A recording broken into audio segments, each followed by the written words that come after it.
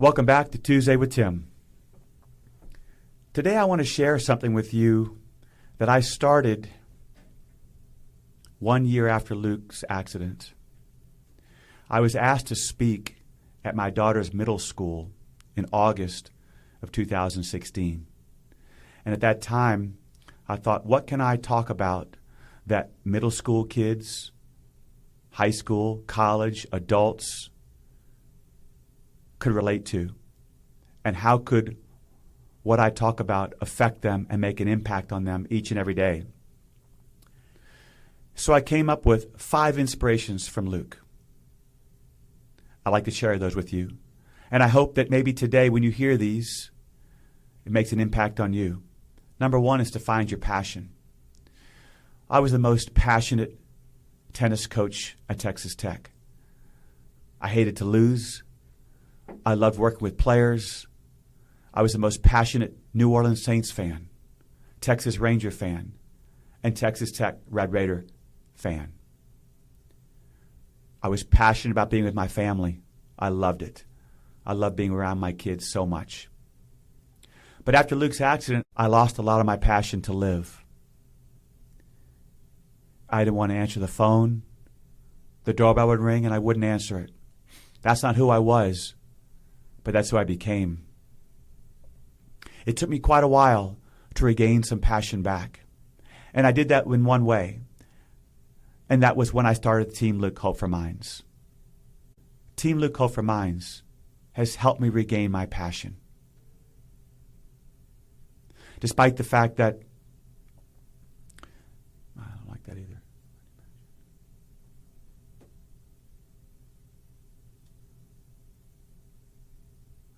I began to regain my passion in one way. And that was starting Team Luke Hope for Minds. As the executive director of Team Luke Hope for Minds, there is no greater feeling than giving hope to those that need hope, to encourage those that need to be encouraged. So many times I heard, I can only imagine, or I don't understand because I've not lived it. What I'm able to do with Team Luke Hope for Minds, when I talk to a parent, those parents know that I've been there. They know what they're feeling. I know what they're feeling. So Team Luke Hope for Minds has helped me regain my passion because there is nothing like helping others. Find your passion. I hope today that you feel that you are passionate about something. Don't lose your passion. The second is don't ever quit. There were so many times waking up next to Luke in the middle of the night to turn Luke, to give him meds. I didn't know if I could keep going. But when I looked to my right, I knew that my son wasn't quitting and I wasn't going to quit. As a tennis coach, I talked a lot about giving all that you've got, to never quit, to play as hard as you can. Well, that was a lesson I learned very quickly as a father whose son had a brain injury. My son Luke loved playing sports. He loved baseball. He loved to compete every single day, where he threw the football or the baseball, every single day. So I reminded myself to never quit. And a lot of times when I talk to teams, it's very easy to talk to teams about not quitting, to remember that you're playing for each other. Well, I looked at it the same way. I was never going to quit for Luke and for my family. It's something that I prided myself on as a tennis player and as a tennis coach, and certainly as a father, to not ever quit. The third one of my 7 inspirations is to lean on a friend, parent, teacher, sibling. I lean on no one for the longest time. I just couldn't come to terms with the fact that my son Luke was likely never going to speak and was certainly never going to be the same. I shut people out of my life. But eventually I realized I needed that. I needed people in my life. And what I try to tell people is this. When you see someone who is usually in a very good mood, upbeat, and he or she might have her head down, she's short with you, she's struggling, a simple, hey, how are you? It goes a long way. I'm living proof of that. Because when I receive a text message, even today, praying for you, your son inspires me, it helps me. It lifts my spirits. At the same time, when you are having a very difficult day, don't keep things inside. It wasn't healthy for me, it wasn't healthy for Luke, and it certainly was not healthy for my family. Lean on a friend, parent, teacher, sibling, coach, pastor. I am now that person that leans on people because I know this, that I cannot do this by myself. I couldn't do this when I was taking care of Luke, and I certainly couldn't do this in the last 2 years since Luke passed. The fourth one, be careful, make good choices. Every parent listening to this today knows that you probably have said that to your child at one time or another. Make good choices. Be careful. Luke was 9 years old on a city street, unsupervised, on a modified golf cart.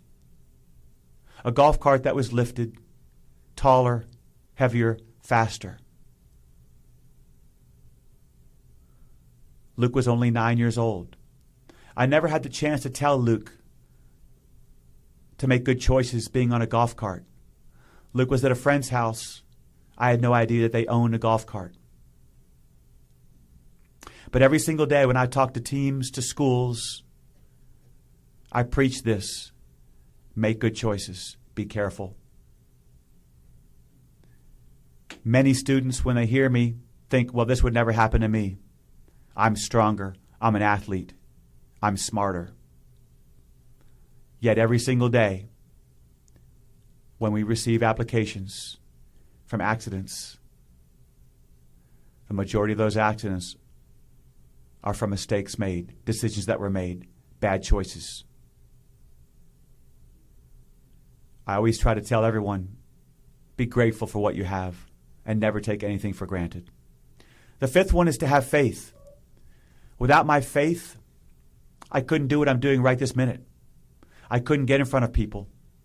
And I certainly could not be the executive director of Team Luke Hope for Minds. But I will tell you that my faith has been tested and challenged every single day. In early August, something very special, something life-changing happened to me. I was carrying anger for 8 years. Anger at what happened, bitter at what happened, angry at the world, angry at some individuals, bitter at some that weren't around me as much, that weren't there for me as much. That was not really their problem. That was a me problem. But my faith took a very big turn on August 3rd in 2023. I felt God's presence asking me, telling me to go find a place somewhere outside of Lubbock, Texas.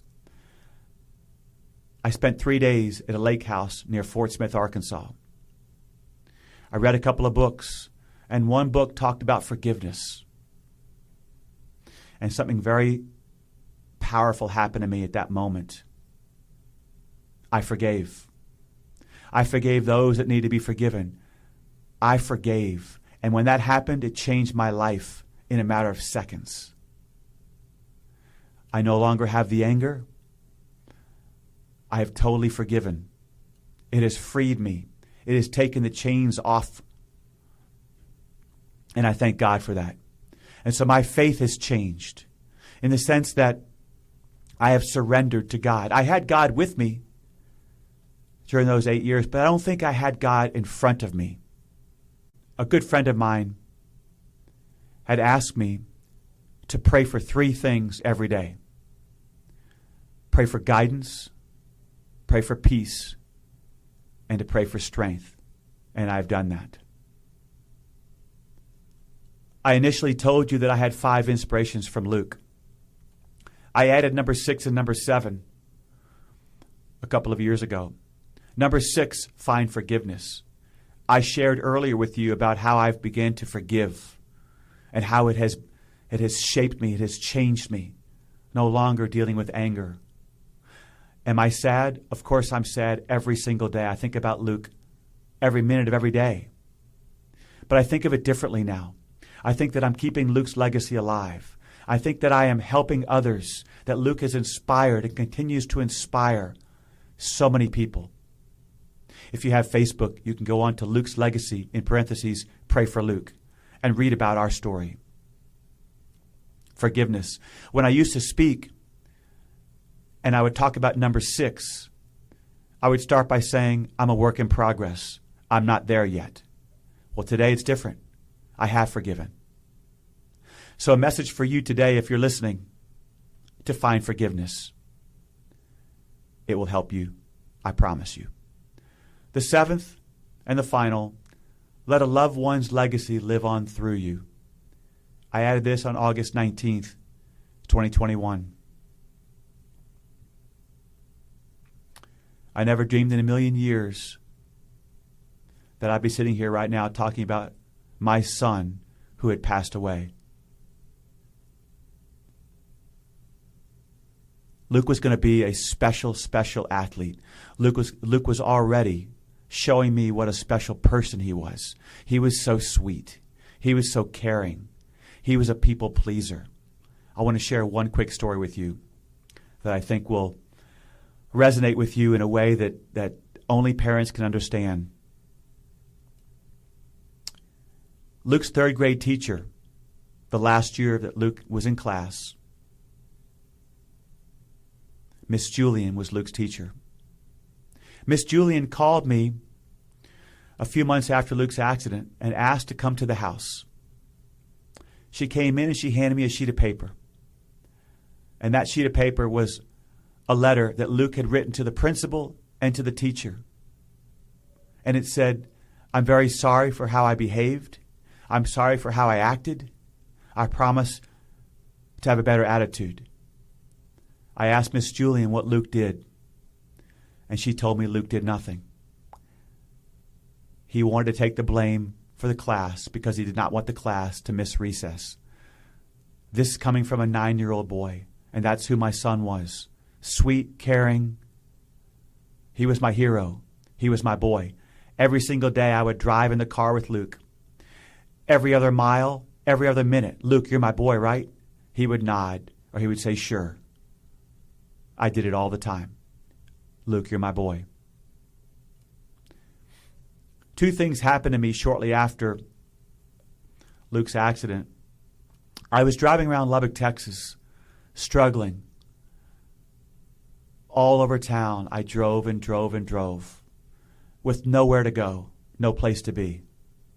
Suddenly, I ended up at a grocery store called Market Street on 98th and Quaker. Why is that significant? Because I never wanted to be there.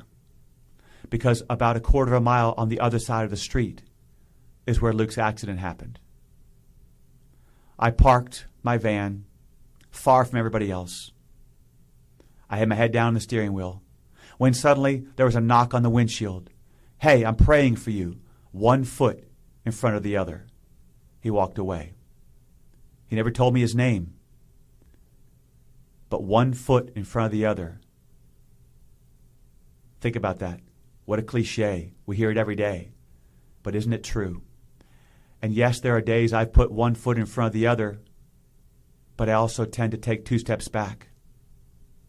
But I know this, that I am putting 1 foot in front of the other. And I'm so grateful that this man told me that. 1 year after the accident, I was at a basketball gym getting ready to watch my daughter Kate play high school basketball. I was standing up next to Luke in his chair, and I've never had anyone walk right past us without at least acknowledging us. A sympathetic hello, an occasional, how are you? I've even had people ask me, can I pray for your son? What happened to your son? This woman walked right past us with her head down. 5 feet after she passed us, she turned and she said, "Hey, you were chosen for this." And then she walked away. She didn't tell me her name either. And I guess I look back and I think to myself, maybe I was chosen for this. Maybe those years of being a tennis player, being a tennis coach, dealing with adversity, what at that time we thought was adversity, has helped mold me to become a person strong enough to handle what happened to my son.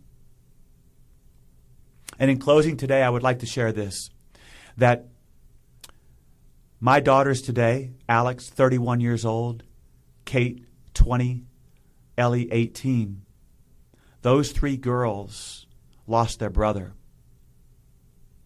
And in some regards, they lost their father. Because for the last 2 years, I was so engulfed in my own grief that I wasn't there for them enough emotionally. And that includes my wife, Jenny. I'm doing all that I can to make up for lost time. And if there's one last message for you to hear and hopefully to execute from this point forward, don't ever take anything for granted. Be grateful for what you have and enjoy being with your family each and every day. This is Tim with Tuesday with Tim.